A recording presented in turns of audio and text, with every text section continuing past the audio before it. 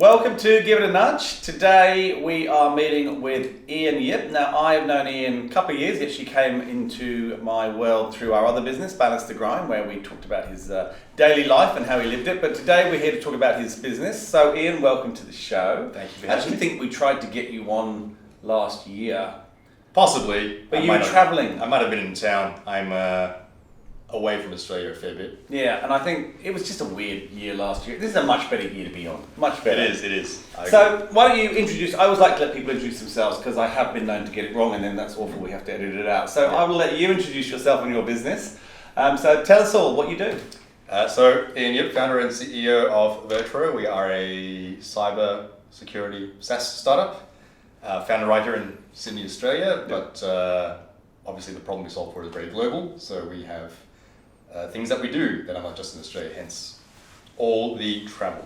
Yes. And then you're still travelling a lot?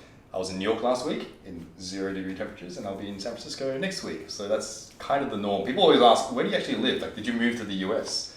And my answer to that is, it depends which week you ask me. If you want to make it easy on yourself, I just live in both countries. So it was 0 degrees in New York. Yep. It's what, is it 40 here today in Sydney or something? I haven't actually been out, but I know. Today's an especially hot day. Yeah, they were predicting that. What's it going to be in San Francisco? Like a normal temperature? I think it might be normal temperature in San Francisco. Yeah. It's probably teens, which is a lot more manageable. And so do you travel to the same spot? Like, do you have a place to live there or are you just all over? So you're in hotels and so forth? I'm in hotels, Airbnbs, all of the above, friends' couches sometimes. Yeah. I've been all over the US for various reasons over the last year and two because of the things that we have to do. So I've spent some time in Denver, I've spent some time in Washington, D.C., Virginia, Tampa even, which is not the first thing that comes to mind when you think of startups. It's not. Yeah, but I was there quite a bit the first part of last year. And you're doing Friends Couches, which is very startup. It is. and ramen, instant noodles. Absolutely. Instant It's the only way to go. Yeah. Well, let's talk about your business. So I guess it's been going for 4 years? 4 years. Yeah, 4 years. So tell us a little bit about what you did beforehand and what led you to, because this is your first company? First company that got anywhere. Let's put it that way. Okay, well that's interesting. We can touch on that as well. So sort of give us a very quick snapshot of where your sort of career came from, and then I want to hear about the ones that didn't go anywhere as well. Not too much, but I do want to hear a little touch on them. Yeah, so I'm a veteran cybersecurity person, I think I could say. So 20 plus years in cybersecurity. I spent a lot of time in corporate, in the likes of IBM and a few other places. Probably the more recent experiences I had prior to starting the company, I was CTO for McAfee Asia Pacific. Yep. Most people will go McAfee, that's the antivirus thing, right? And yes, it does some of that. I'm old enough to remember that. Yeah, that's right, including the interesting founder. Yes, the founder had some cracking. Yeah, we should have got him on the show, but Yeah. And I was at EY for a little bit, so I've run the gamut of lots of various different roles in cybersecurity. Mm-hmm. Enough to have scars to show for all my sins in the various companies I've worked for. So I've spent a lot of time just trying to understand problems and solving for these problems, and it doesn't mean I have a lot of friends and professional acquaintances who I listen to and we get a lot of feedback from, which is very useful. The problem that we solve for, cybersecurity has always been very technical. I do have a technical background. I've got a software engineering degree from UNSW right here in Sydney. But I've evolved over the years to try and be more understanding of other things, right? Understand business, understand the non-technical side of the complete world. picture. Correct. I like to understand the macro picture while also having, we call it a T, right? The T shape. Yep. Be very, very deep in at least one area, but know a lot about a lot of other things. So if you look at my career, I deliberately navigated my career to build that T out, if you like. But the problem we solve for is very businessy when it comes to cybersecurity. So right about the time I started to do a lot of work for EY, a lot of the work that we were doing was related to boards and executives trying to understand cybersecurity. Right. Which wasn't really front of mind for a lot of people Not prior at to all. that. Most people like cybersecurity, it's a thing in the corner in a data center maybe, and It's maybe not my it's problem. antivirus. Not my problem. Somebody Someone else else's does problem, it. Yeah. right? Just take care of it. Don't explain anything to me. But something interesting started to happen when I started working at EY, where I think the boards and execs, because the regulators started to get on top of cyber being important, because it's a macro issue today, very much. And was it not around the same time that boards suddenly started to actually be responsible as opposed to not being responsible? That came in around the same time, right? They started to realize they could be held accountable. Yeah. Regulation is taking the time to catch up. It's very much here today, nowadays. But a lot of the work I ended up doing was in this sphere.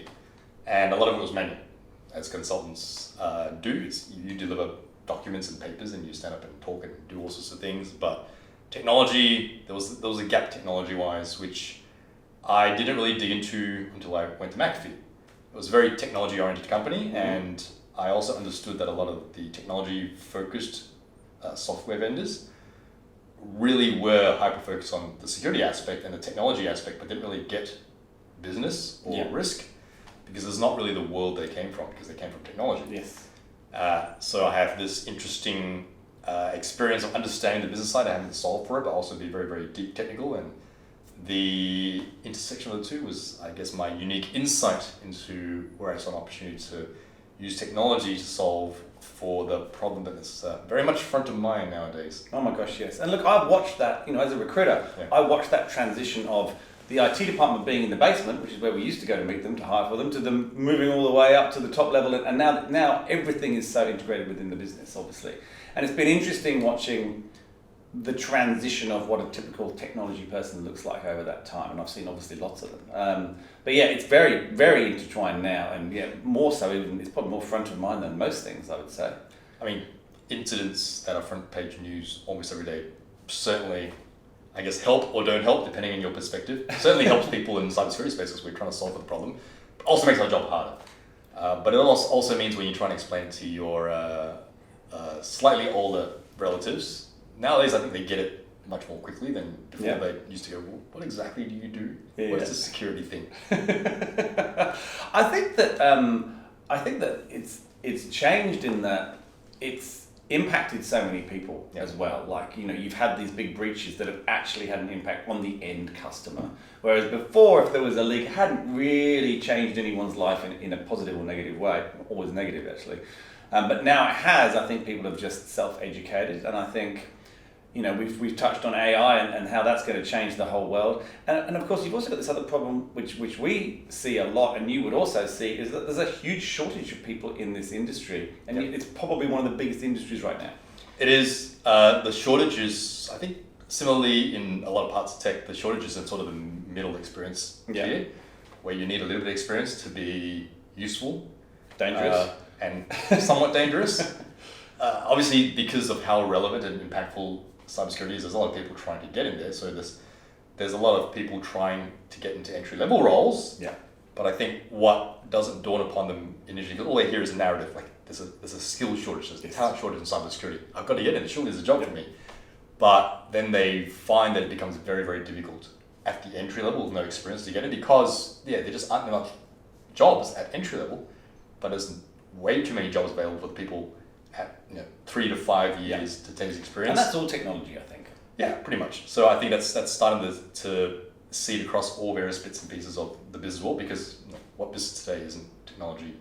There was no. Well, influenced. Let's not get into that. So let's sort of touch on, like, who's your, to sort of give a bit more context around your business, who's your ideal customer? What's, obviously there's a broad spectrum of things that you do, and I know you've just launched a new product as well, which we should touch on, but if you sort of were to explain it to a layman, for example, which a lot of our viewers are, a lot of them are also technical, but who's the ideal customer and what's the sort of standard thing that you go out with? I'll talk about historically who we've worked with. Moving forward, I think it's starting to change a little bit. Yeah. But traditionally, we've worked with mid to large size companies. So some of the retailers we all shop at are customers of ours. Government departments, higher education, like the tier 1 universities, some of them are our customers. The utilities, so power, water, we've got customers in that area. The one commonality between all these kinds of organizations that we've traditionally worked with is they have a pretty large attack surface when it comes to managing cyber risk. And they also tend to have one or more regulators telling them that you'd better sort your cyber out, otherwise there'll be some fallout from any lack of homework that you've done. So governance, just government properly. Making them take their own responsibility. Correct, which is where there's all the boards and the C-level folks who were never technical are starting to go, what, if the regulator's on my back, I better sort this out, and I need to do something. So we're effectively, we do cyber governance. So we make sure that organizations use our technology to govern and manage cybersecurity properly. Mhm. The super simplified way to explain that is, I'll use an analogy. I'm not an accountant by training. I can manage finances and operations. But we don't have a CFO at Avertro. We don't have a COO at Avertro. I am also the CFO and the COO. But I only need our accountants once a year during tax time. Yep. Because I can manage all our books and finances and produce P&Ls You and can balance launch a sheets via software, accounting software. Yep. So if you use that analogy, we're a cyber accounting platform in Okay. a cyber checks and balances sense is I think the crystal clear way to explain it if you're not really a cyber person. So as long as you give us the data points, whether it's automatically fed via automation or some human gives it to us, Mhm. and we just make sure that the checks and balances are right, all the data bits and pieces are tied together, and then if somebody asks you to prove you're cyber resilient and prove that you've done your homework and prove that you're governing cybersecurity properly, Okay. then it lives in our system. Perfect. And so you said that it's changing, right? So you've Yeah. got new products. Talk about that. What's driven that? What's driven that change? Obviously, the elephant in everyone's room is AI. So we've got to use AI in our system to obviously help people do things Mhm. much more easily, not necessarily replace their jobs, because I think given the complexity of what we do, there's still always going to be a place for a human to curate and review things from a cyber standpoint. But we're using AI inside our system to remove all the tedious menial tasks that if a human had to do it, they'd just laboriously sit there and stare at screens all day when AI can do it for them Yep. in 1/10 the time. Yep. Right? But where I think it's changing is because AI's hit the market so quickly, trying to manage the security risks that come as a result of that is something that very few organizations have a handle on. Mm. Because the way you protect against the risks that are introduced as a result of AI and AI in your systems and AI being used by the business are a little different from a technology standpoint. Because, for example, it's very difficult to have visibility over 10 business units using AI, and you've got no idea what they're using it for and what data they're sending out there. And Yeah. that is a super, super high risk environment to manage if you're holding critical or data that you need to protect, private data, health data, etc. Yep. So we started to have a lot of our customers say, hey, can you help us with this AI security thing? And it's a nice idea to say you can put all sorts of blocks in place and stick technologies to proxy everything. The one thing we've learned in security over the years, over the 20 plus years, is security doesn't work if you try to get in the way of doing business and getting in the way of moving the business and technology forward. Yep. What you've got to do is say, yes, you can do that, but we need to put some guardrails around what you're doing. And ultimately, you have to govern how you're doing it. And the most impactful way to deal with it right now is to make sure that they have some level of governance over how AI is being done, not just from a cybersecurity standpoint, but from a safety standpoint, from an ethical standpoint, from a responsible usage standpoint. So that means we've got to start to now understand things outside of cybersecurity when it comes to managing what AI introduces into a business.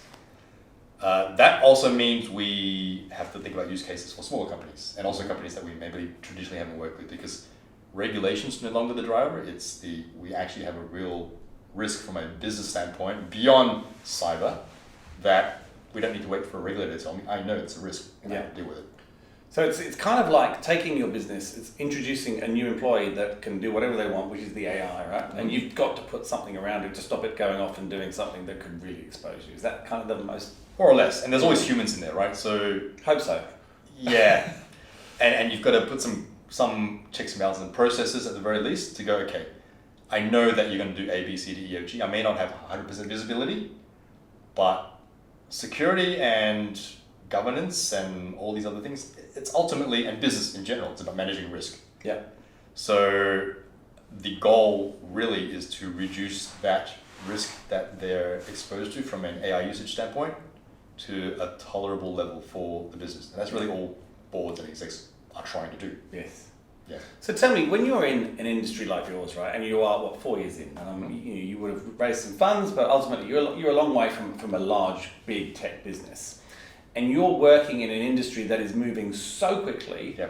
and in completely unknown ways. And because it's a new technology as in AI. No one really knows which way it's going to evolve. And if you look back at cyber over the last 5 years, you could kind of see where it was going to go. Like wasn't necessarily obvious, but if you sort of sat down and worked out, you can say, well, this is the most likely route this tech's going to go. Yep. Now you've got a tech, you've got no idea how people are going to use it or where it's going to go. With limited resources, how do you cope with that? How do you as a founder strategize, or do you just not sleep and sit there and panic about it all night? Like, how does that work? Because it's so fast, right? You read a lot, you watch a lot of things, you listen to a lot of people. Yeah. So it's really how fast can you efficiently ingest information, new information. Yeah. And then make an informed decision on whatever it is you need to make. I think the key is basically to listen, right? So we've always built our product based on design thinking principles. Listen to what the customer wants, but at the same time, they're not always right. They have a view and they help shape where we're headed. We always have a North Star or mission and all those kinds of things, and we know what we want to get to. But the way you get there isn't set. So I think AI is just very, very dynamic. So you could go all over the place. What we have to do is be very clear about what we will do from an AI standpoint and what we won't do. Right. And within the boundaries of that, just try and understand, okay, this new thing's just come out, what does that mean? And do we care about it? Do we not care about it? It really is that dynamic and changes on a daily basis. Are you setting time aside each week with your team and going, right, who's read what this week? We actually have a Slack channel that we just share. Of course, Slack channel. So we dynamically share everything that we come across as a team. Not everyone reads everything, obviously, because we're all very busy, but we find it's useful from a collaborative standpoint. Also, it's just to align on what we've read and not read, and somebody might have found something interesting and I might not have, but I'll read it because they found it. So our culture is such that we will share information because one person isn't going to know everything. I'm interested. So you are spending a lot of time in the US. Yep. With our business and startups and so forth, I read a lot. And because we have an office here, we have one in Singapore and I have in London, I get newsletters from all of those countries, which is a lot of reading, right? Yep. And I can't read them all, like you said. But I do find that the information coming from those countries is completely different. I really do. And so in the US, are you hearing a lot of things that are completely different to Australia? Is it ahead in its thinking? Is there more chat about it? Do you find you get better information over there than perhaps you might hear? I'm just interested. There is more noise in the US. I mean, this is bigger. Yeah, There's more volume. The US generally is ahead when it comes to technology. I'll have to admit that. Particularly when it comes to cyber and AI, because a lot of the innovation, the funds that go into innovation, the US is set up that way. They're set up to be entrepreneurial and create. Australia's all different. We don't have time to talk about all that probably today, but another day. There are aspects where we take a little longer to do things. So I find the new things that you find out about when it comes to cyber and AI and technology tend to come from US newsletters, US websites.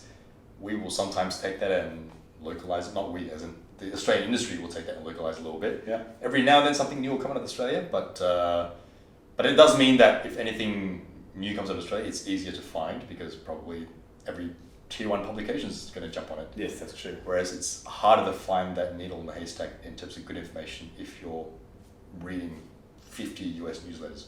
Well, I think technically your customers here should have an edge because you're getting a lot of your information from the US, right? Because you're doing so much work there. So they're essentially getting an accelerator on the stuff that's coming out because you're doing both markets. Well, we have to, right? So the most tangible example I can give you is actually this week.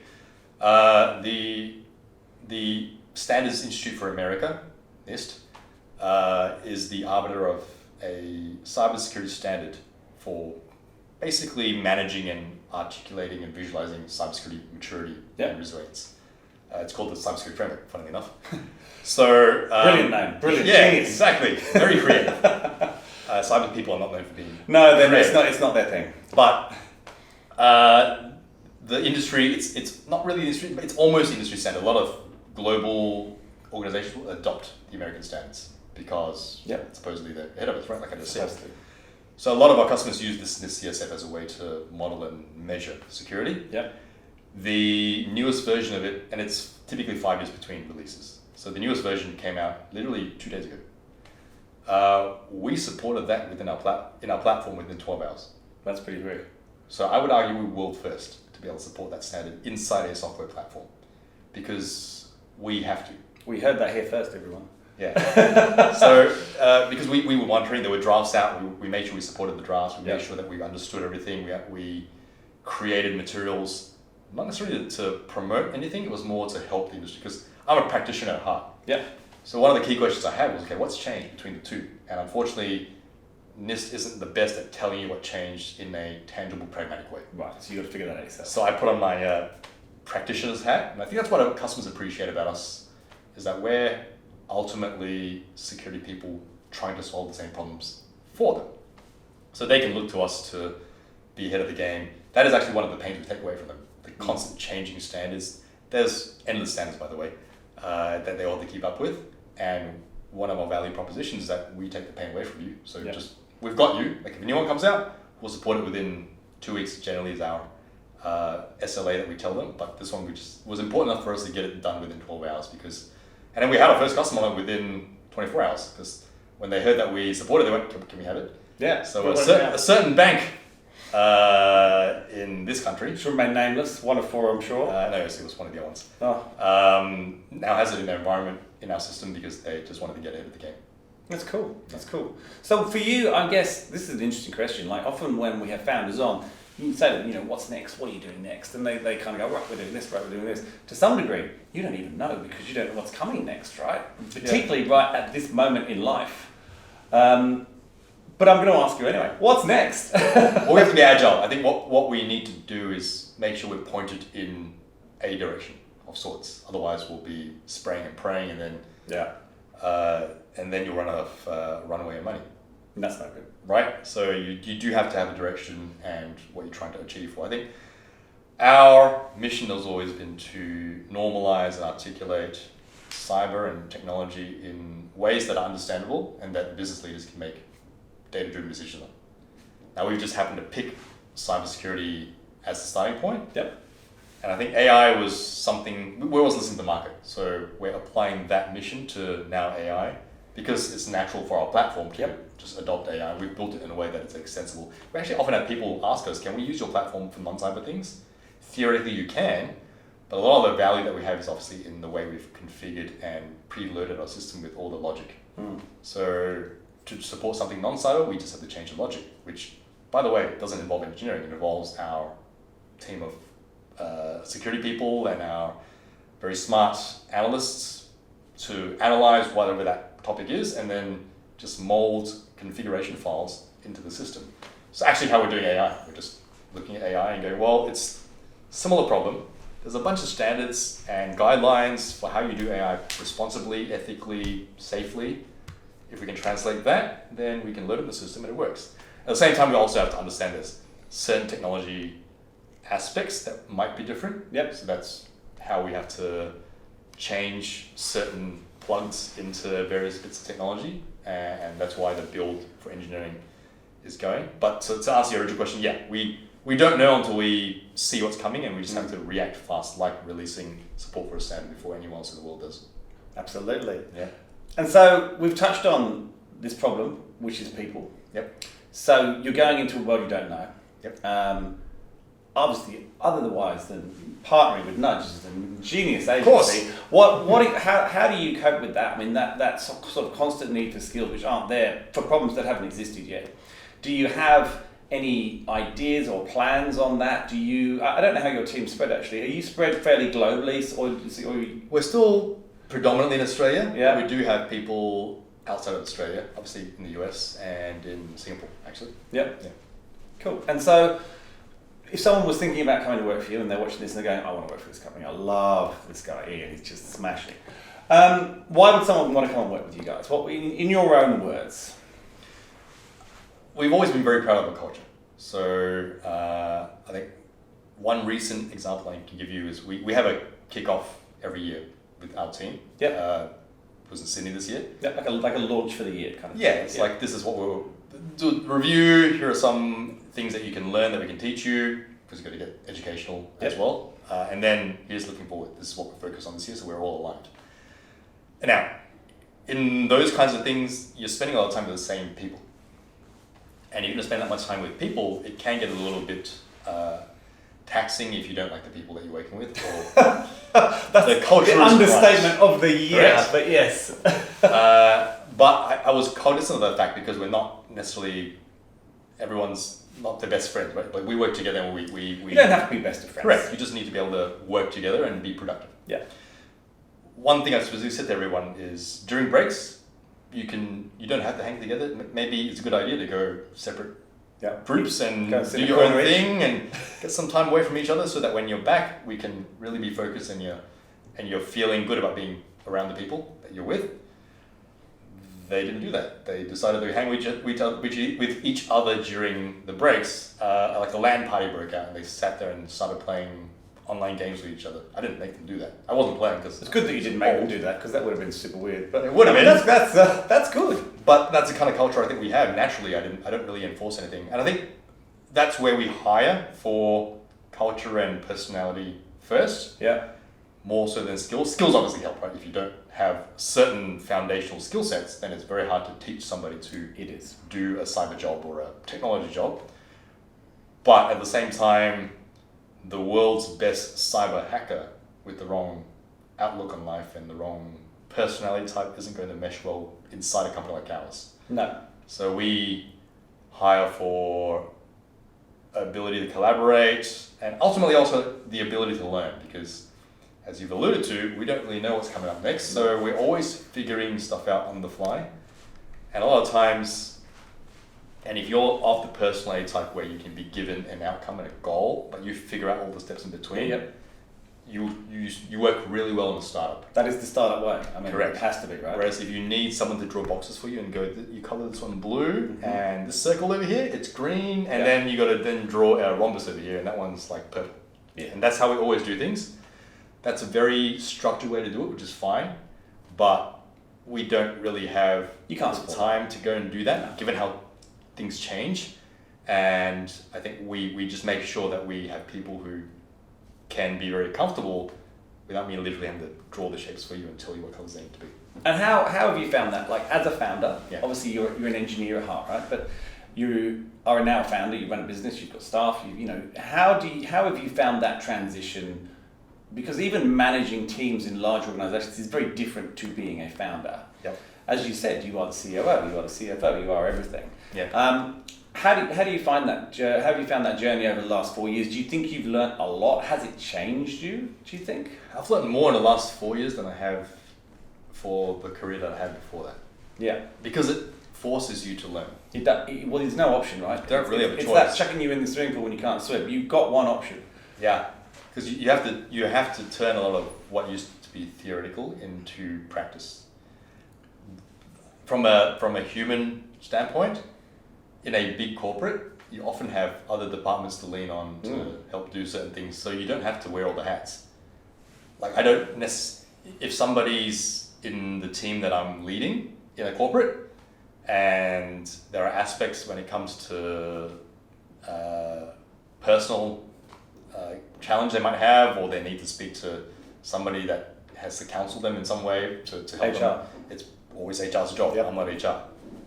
You are Yeah, now. I'm HR. So you've got to be able to be malleable enough in your head to learn how to also be, and HR is part of it, but also to be a counselor and to listen. I think from a human standpoint, you have to really be good at listening as a founder, more so Yeah. than when you're in corporate, because in Yeah. corporate you basically have processes and you have guidelines and you have systems, and you know which flow to follow under certain circumstances when you're a leader in the corporate, and you follow it because you have to. It's Yeah. how it's built. In a startup, you don't always have all that to lean on, so you've got to figure out, okay, am I the right person to do that? How do I coach this person? There's all the above. So I've gotten a lot better at, I think, coaching and mentoring. I think I was okay at it before, but I'm much better at it now because you just have to if you want Have you to. enjoyed being a founder? Depends which day you ask me. For the most part, yes. It's because I've asked a lot of people that Yeah. question, and a lot of people have said no. Interestingly enough, and they're looking for a way to. And I think it's what your definition of founder is, right? Because the definition we're talking about here is someone that does everything, right? But you can get to a size and a point where you can start hiring an SLT and become more focused on the strengths that you have, and perhaps do less of the HR or less of the finance. But Yes. So you're right. I think the enjoyment starts to come when you can delegate things Yeah. comfortably. And while we're not huge, I think part of the whole coaching mentoring thing, I've very deliberately, particularly some of the people we hired early on, they've been forced to grow up really, really fast. We've got people in their 20s who are more mature than people I've worked with in their 30s, back in corporate. Yeah. They've had no choice, they've had to learn. But part of it is also situational, part of it is also, I think I've done a decent job of coaching them and mentoring them into helping them grow up in many, many ways. So for the first time in Abertro's history, I managed to take a vacation late last year, and then I took another one in January. You're spending way too much time in America. You just said vacation. Yes, I've got to speak like the Americans every now and then. But the reason I can do that is because the company can run without me. And the trust is there, right? Then yeah, it's great. It's an amazing feeling when you get to that level. Yeah, and I think the people I can lean on nowadays, maybe when I first had them join the team, I couldn't lean on them this way, but they've developed over the years to be trusted people on my team where I can say, look, I need this done. I know you're going to get it done. Do it. And they'll get it done, and it doesn't matter how old you are. If you can learn to do that and you're mentored and coached accordingly, then you can do it, and I can trust you to do it. Absolutely. Yeah. Awesome. Look, thank you for coming on. This is the most in-depth chat we've ever had about your business. I've enjoyed it, actually. And by the sounds of it, we're going to have to get you back on Balance the Grind, because it sounds like your daily routine has changed a lot from 2 years ago. So we might have to revisit that and redo that, but we'll see. But it's a pleasure to have you on. I wish you all the best. Thank you. And yeah, have a good trip to San Francisco. I will make my best attempt at doing that. And you have, if you're going to talk American, remember you have to say the Bay Area. They always say that. I don't know why they say that. And you can't say San Fran either. No, I don't understand these rules. But maybe you can enlighten me another time. Thanks for coming on. All right, thank you.